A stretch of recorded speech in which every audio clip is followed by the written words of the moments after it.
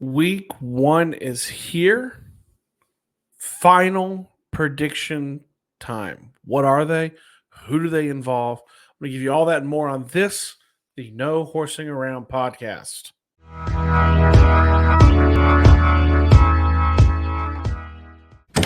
Thank you. Okay, so week one is officially here. Games are in 2 days. We start with KC versus Baltimore on Thursday. Then we fly down to Brazil to see the Packers versus the Eagles. And then our beloved Colts on Sunday at home against the Houston Texans. So the season is finally upon us, right? So what does that mean? I thought it might be fun to kind of give some last little, now that we're here, we know what the 53-man roster looks like. We know all these different things. I thought it might be fun to look at and give kind of some final predictions going into the season. What are they? Who do they involve? What do we think? And then at the end of this episode, I'm going to give you my final prediction for the Colts' actual 2024 season record.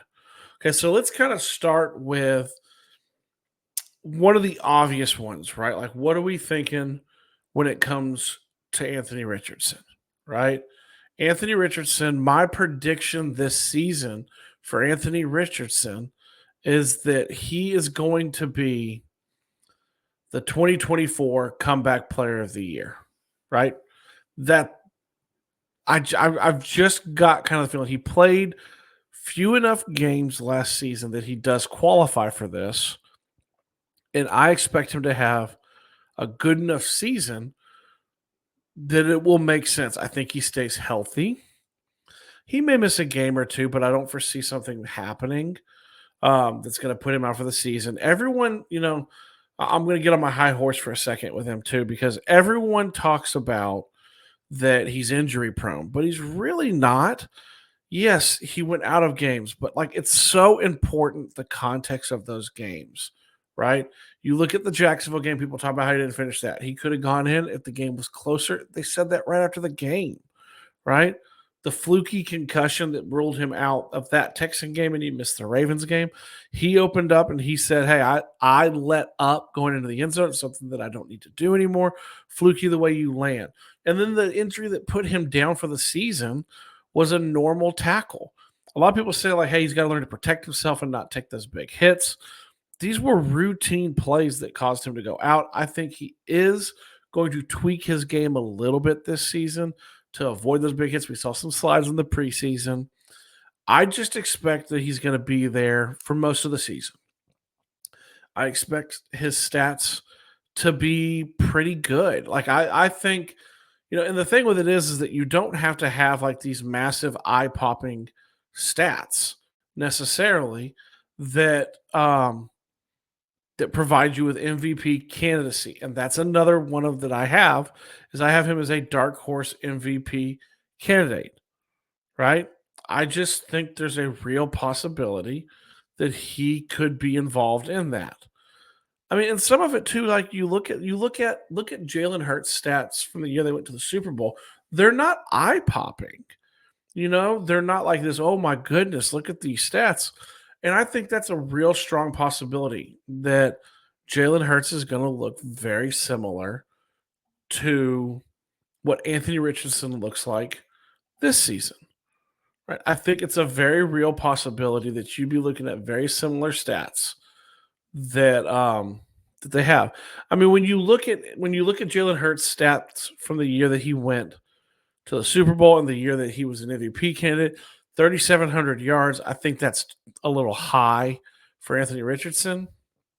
22 touchdowns, 6 picks. I think the touchdowns are close. I think the picks are probably pretty close too. Rushing 760 yards and 13 touchdowns. I think we all expect him to use his legs more. I mean, that's a very realistic stat line, and Jalen Hurts was in the MVP talk, let alone the comeback player of the year, right?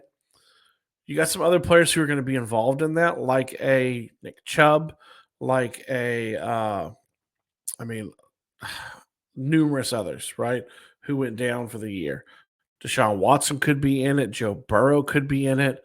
So, I mean, you're looking at kind of similar things. But I think you're looking at a very realistic prediction would be comeback player of the year and a dark horse MVP candidate. That's what I feel for Anthony Richardson. The next one I've got, I mean, we're already seeing it, as you can see here. Laiatu Latu for Defensive Rookie of the Year. The 33rd team, as you can see on this video, they've already mentioned it. We know people have mentioned it. He was the first defensive player taken in the draft this past year. We've heard them talk about the tools. We've heard that he could be a double-digit sack guy coming in. I think it's a very real possibility. I mean, you're looking at who else could it be? I mean, out of the realm of who we think now, who else could it be? I mean, you have him, you have Austin Booker, you have Dallas Turner, probably Quinion Mitchell, potentially, but there's not a lot to choose from, like the high end that you would think. Now, granted, always there could be this later round pick like a Puka Nakua who comes out of nowhere and wins this award. But I think it's a very realistic possibility that he could have a very good year this year. Double digit sacks. You guys heard me predict that in the offseason. I think other people are jumping on that train. I think him as the defensive rookie of the year is very likely because sacks are the eye-popping number, and that's what he's going to put up. Another prediction that I have, and it's kind of fun because you've heard some people talk about this, and this is probably a more outside-the-box prediction, is A.D. Mitchell Offensive Rookie of the Year. And I know, that's a tougher one to wrap your head around because of the fact that it's a wide receiver. And sometimes no matter how good a year you have as a wide receiver, it's a quarterback league, right? So if Caleb Williams has a half decent season, or Jaden Daniels, who I think is very good too, if they have half decent seasons and their teams are pretty decent, they're probably going to win. So it's a little tougher. But y'all know I've been really bullish on A.D. Mitchell, and I'm expecting him to set some records for the Colts. Maybe not most receptions, but maybe most, he's going to break that 1,000-yard mark. I think it's a really strong possibility because I think we've seen that rapport. This isn't part of this video, but I don't know if Josh Downs plays week 1, and do you hold him? So, I mean, you're looking at him immediately being in the starting lineup, kind of like Latu. Latu's being forced into a position to start right away, which I think they wanted to get there, but not right away. I think it's the same with A.D. Mitchell. I think he's proven that ability. I think there's a really good chance if it were to go to someone outside of a quarterback, it would be him, right? Do I think that it could happen? Yes. Do I predict it to happen? Probably not, but it's a bold prediction. It's a fun prediction to have here before the season because I do expect him to have a good season. But I mean, if Puka Nakua, who set basically every rookie receiving record, can't get it over CJ Stroud, then he's not going. Then I don't know who would, right? And you have this consensus number 1 quarterback since Andrew Luck supposedly coming into the league this year. So the next one, another fun prediction. I think that we are going to see Nick Cross develop into a Pro Bowl safety. I'm going to pause for a second. I'm going to let everyone kind of just what? I think it's really easy to forget how young he was when they traded up to draft him a few years ago, right? He was basically the equivalent of Anthony Richardson on defense. The dude was super young. Anthony Richardson is the youngest starting quarterback in the NFL 2 years in a row, right? Like he's still not even 22. And Nick Cross is really similar. He was drafted very young. I think it was around 20 years old, and he had a lot to learn. He's also a freakish athlete. I think he has earned this spot. I don't think it was just given to him. I think they made him battle for it. Now, a lot of you could say he needed to battle more. They needed to bring in somebody like a Quandre Diggs or a Justin Simmons. But there's a reason why they didn't, and he has looked really good. Granted, it's preseason, but he has looked good. I'm excited. I think he's going to develop into a Pro Bowl caliber safety. Stat wise, I'm going to put numbers on that. I'm not going to try to do that, like how many picks or anything like that. The prediction I have is I think he's going to develop this season from the beginning to the end into a Pro Bowl caliber safety. Uh Another prediction, because we're just having fun with it. When you're talking about developing, I think by the end of the year, Drew Ogletree will be the number one tight end in this offense. Y'all have heard me say it. I've been really bullish on a few of these players. I was really bullish on Josh Downs last year, and that proved correct. I've been really bullish on Jelani Woods, and that's proved incorrect because of his health. Um, I think the most talented tight end on the entire Colts, all around, from blocking to receiving, is Ogletree. I think you can pick different things. Like, I think that Will Mallory is an amazing catcher of the ball. I think Kylan Granson has a little bit of everything, but not top end. Um, I think Mo Alley Cox is dependable for the most part. I think that Ogletree is a combination of all of them. He's from a small school, but you can't hold things like that against tight ends. You look across the league, for the most part, unless they're Iowa tight ends, they have a lot of tight ends come from small schools. They're drafted later. Dallas Goedert from South Dakota State, right? You look around and you see, now granted, like Laporta, Kittle, Hawkinson, they're all from Iowa. Travis Kelsey's from Cincinnati. Sometimes it takes time to develop into that caliber. He's from Youngstown State. I like what I've seen. I like what I've seen on the field and what he's able to do. I am interested to see, but I believe by the end of the year, he will be your tight end one. He will develop into the tight end one in this offense. That's another one. So I got one more before we get to the season prediction of the record, right? My last one is, I think Jonathan Taylor is going to win Offensive Player of the Year. I'm not going to say MVP because MVP is a quarterback award, right? You can go back to all the Titans people, Rellin and Raven, that Derrick Henry rushed for 2,000 yards and didn't win it. Well, that was because, Aaron Rodgers had 40 touchdowns and like 6 picks that year, right? Something ridiculous. So they gave it to the quarterback. There's not a lot that a running back can do, but that same year, Derrick Henry won Offensive Rookie of the Year.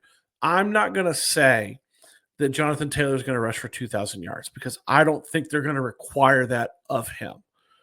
I think they're not going to feed him that amount. You're going to hope that you can get Pittman and A.D. Mitchell and Downs and Ogletree and Alec Pierce. You're going to hope that they can all get involved in the offense to where you're not having to bulk carry Taylor that way, because it's going to require bulk carries. And I don't think they want to do that.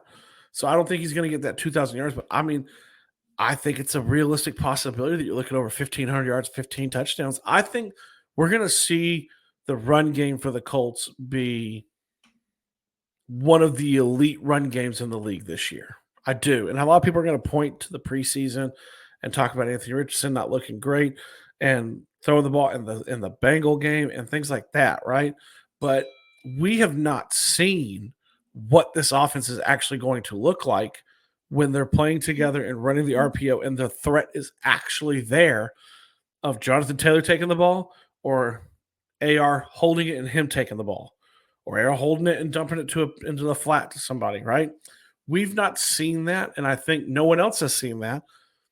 And there's a reason why reports come out that people are starting to be, aware and, in some of the reports concerned for how this offense is going to look and having to deal with this, right? You already do have some Texans player talking about leading into week one that Anthony Richardson is going to make plays because that's kind of what he does.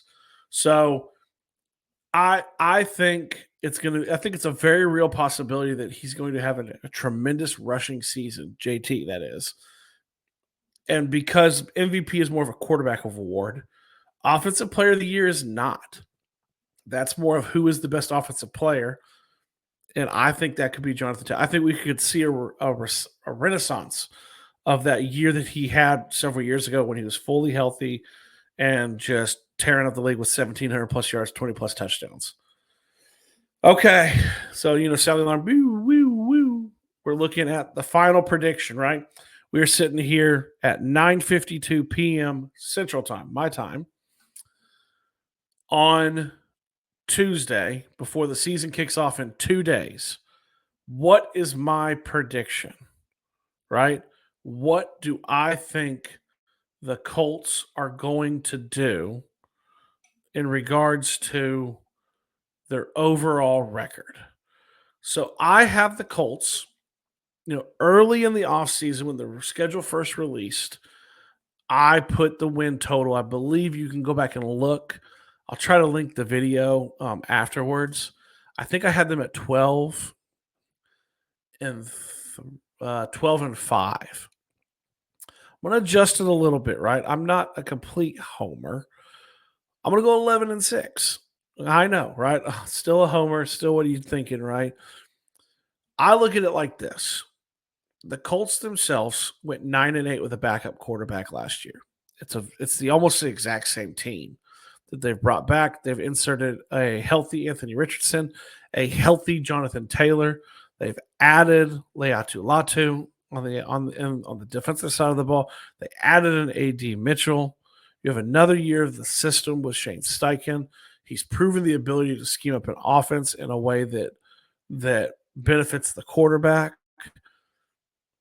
You're talking 2 more wins. And let's not forget the hype train around the Texans is due to the fact that they won the division. They added a bunch of pieces, but they were one dropped Tyler Goodson pass away from going home and being 9 and 8 themselves, right? They won that game. Kudos to them. All credit. They won that game. But the Colts were one dropped pass away from winning the division and playing in the playoffs. What does that look like this year then, if that happened? You're talking 2 wins. And you could find 2 more wins in the games last year. And the schedule is not a first-place schedule, okay? In some retrospects, in some perspectives, it's one of the easier schedules, right? So I'm going to say 11 and 6 for the Colts this year. What do y'all think of these predictions? Are they out of left field? Do you think that they're off the wall? Drop it in the comments. I want to hear from you. I absolutely want to hear your season predictions. We've seen a lot of people. Joel Erickson agrees with me, 11 and 6. Some people have 10 wins. I think Kevin Bowen, he's not predicted his yet. There's coming out Friday, but I think he leans towards the higher side, right? And then you have a lot of people predicting 8-9, 7 and 10. It's the opposite end of the spectrum. So drop it in the comments. Please, you guys, as always, like, share, subscribe, comment, all the things that I love, that we love to see. Follow on X and Threads. Subscribe on YouTube. Follow on Instagram. Go check it out on Facebook. All the places. The season is here. We're going to have a lot of content that comes out in those different places. And as always, you guys, I love you. I know the Colts love you. We all love the fact that football is back. I'm out.